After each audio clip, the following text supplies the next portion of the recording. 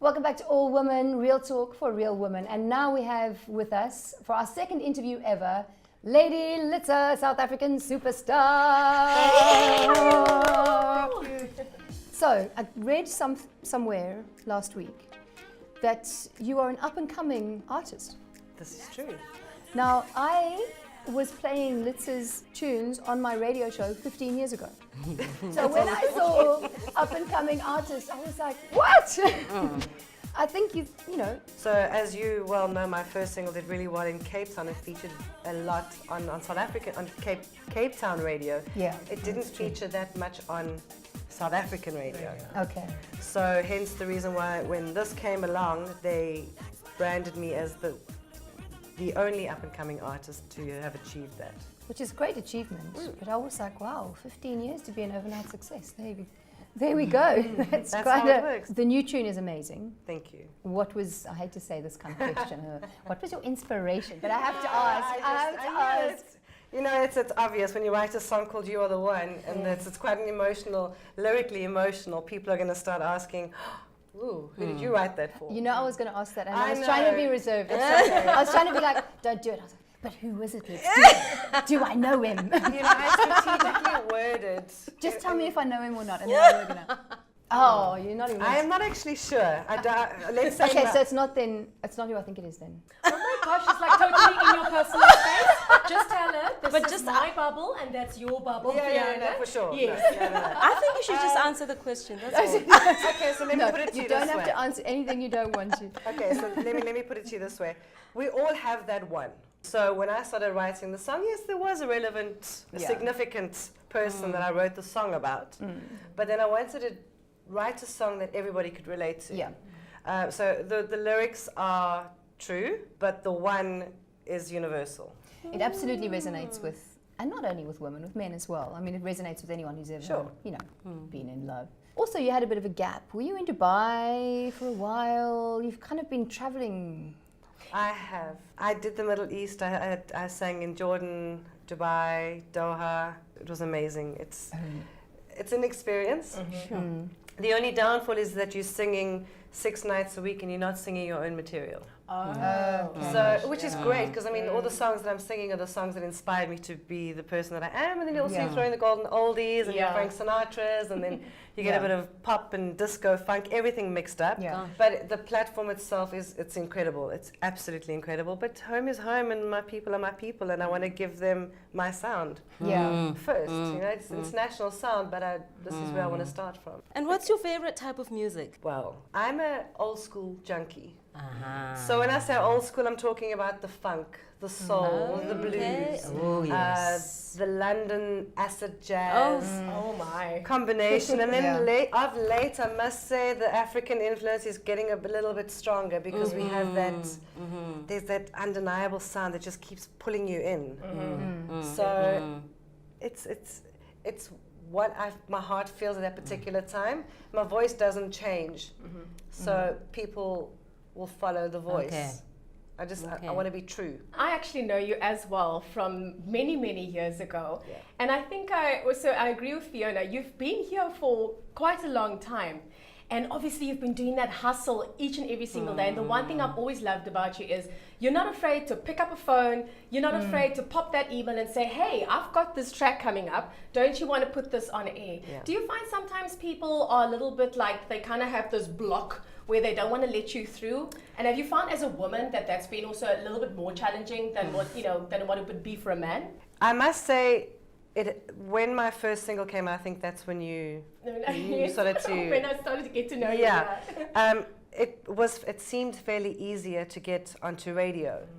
Then I disappeared off the scene for a while. I came back 8 years later with another single, which also did very well. And then now this is my first single in 8 years. So it was 10-year gap and then 8 years and now 8 years again. And what I found is this time around in South Africa, trying to get it into radio, everyone says it's who you know.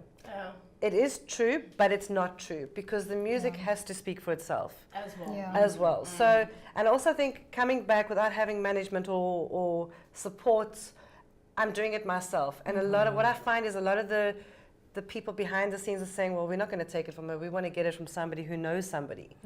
So that's the pushback I'm getting. Being a woman, do I feel any different? Absolutely not. Because there are not enough women on radio, vocally. There's more men that are, if you listen to the top 10 or top 20 artists in South Africa at the moment, there's maybe 1 or 2 women in there. Yeah. So it's not, they're not exposed enough. Maybe that is a reason why. Maybe we're not getting that extra push. In terms of just, sort of the newcomers in the industry versus those that have been, at this game for a little bit of a while, there seems to be a bit of a difference. Do you feel that as well? Now there's so much incredible talent out there that it's anyone's game. Yeah. Just because I had a song that did well, it doesn't make me any better than the new person that's come along today. And that's my thing, is that if I want to stay in the game, I must stay in my lane and do what Litsa is about. Otherwise, if I try and adapt to be an Ariana Grande or a Whitney, it's not going to work, because then I'm adapting to what the audience wants and not what I feel inside. I find it interesting you say, you're finding it harder to get into get radio airplay this time around. I am quite frustrated with radio in South Africa because all of the stations are playing the same songs, and it used to be different stations had very different sounds and different kinds of music, and now everyone's playing the same. I don't know what this obsession with 80s music is. Everyone wants to play 80s music. I like the 80s, Everyone, okay? But the thing is, Kia, you turn on every station, they're all playing the same songs, and they're all the same kind of sound, and they've got they've narrowed it down to a particular. If you don't fit into their cookie cutter mold, but it's not necessarily what the public want, because you've been Vodacom Lives in their top 10 or 4. I ranked number 3 for 3 months running. You see, Sure. so Without even knowing. the thing is, and that's people going and downloading things. That's people are going out of their way to look for your music, and I think radio stations need to wake up and see that and see what people want, rather than the sound, 80s music again. Okay, you like it. But you know what's very interesting? Actually, I submitted my song to quite a few stations, and one of the comments came back from somebody that I know saying to me, "We love your previous stuff, but this one sounds very dated." And he was the only person out of about 100 or 200 people that I played it to that came back with that comment, and I just thought exactly what you said. Hold on a second, everything is 80s. Anyway. There's 80s everywhere. Bruno Mars is bringing funk back. Yes. He's but bringing he's that. But what I'm saying is, spectacular. he's my everything. Yeah. He's my the one. Yeah. There you go. Okay, so I wrote the song about Bruno. Well, there you go. Okay, it was about now Bruno. I know. I can sleep well tonight. Yeah. I know the secret. But it would be interesting to know how an artist can influence audiences so that they can influence radio. That relationship. Where do we get our interest from in what we want to listen to, and how do we impact radio and get our voices heard so that people can, that the radio can play what we want to hear, rather than have it dictated to us. Tell you what's happening is that because of social media and life is becoming so real, people are starting to focus on lyrics that are real and mean something to them. So the only way you're going to reach out to your audience is to sing about things that they can relate to. Sure. Everyone sings about love. Fine, we sing, this, whatever. But if there's a story and people can pick it up, one of my favorite artists actually is India Ari. Because she's got a different sound. She's got that acoustic vibe, but her lyrics, there's truth in her lyrics. And she sings it from a place of calmness and passion, and it's where it comes from within her. And that's why people are attracted to her. Sure. I mean, she's a blogger who sings. Her music is like that. It has an authentic feel about her life. So it's about going back to the authentic realness of music. That's what I think, Madonna reinvents herself from time to time. Do you think that's ever a point you would reach in your musical career? Like one day you just be like, okay, I'm doing this, I'm on stage, and there it goes, I'm going to get the costume, I'm getting everything. Bring me my cone bra. I'll bring in the costume. I wasn't going to mention it, but I was a little bit like, those coney bras. Yeah. Possibly. Now that you put it that way. No, the thing is that as women, we're highly emotional, right? Yes. We can all agree on that. How dare you! So we like to change. You know, you get branded, oh, she's too conservative, she's too this, and then the next minute they come out and they're wearing those cones like you're saying, and then it's like, wow, where did that come from? Well, there was something inside her that wanted to do that, but was too scared, because as women we feel that we're not allowed to express ourselves the way we feel. Yeah, that's right.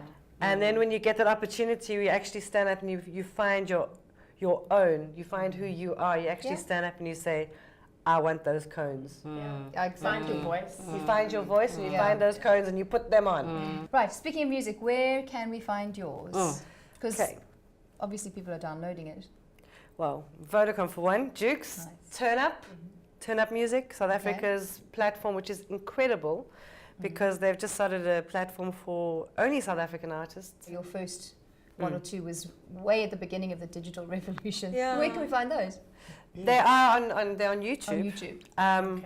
But I do have something in the pipeline which will bring those ones back to life. So then it'll be available on all the On the new big technology, On the tech, on the tech sites. on the tech platforms. Yes. So Very I'm very nice. excited about that. It's time. And then looking forward, are you going to be touring? Are you planning anything? Are you in the studio?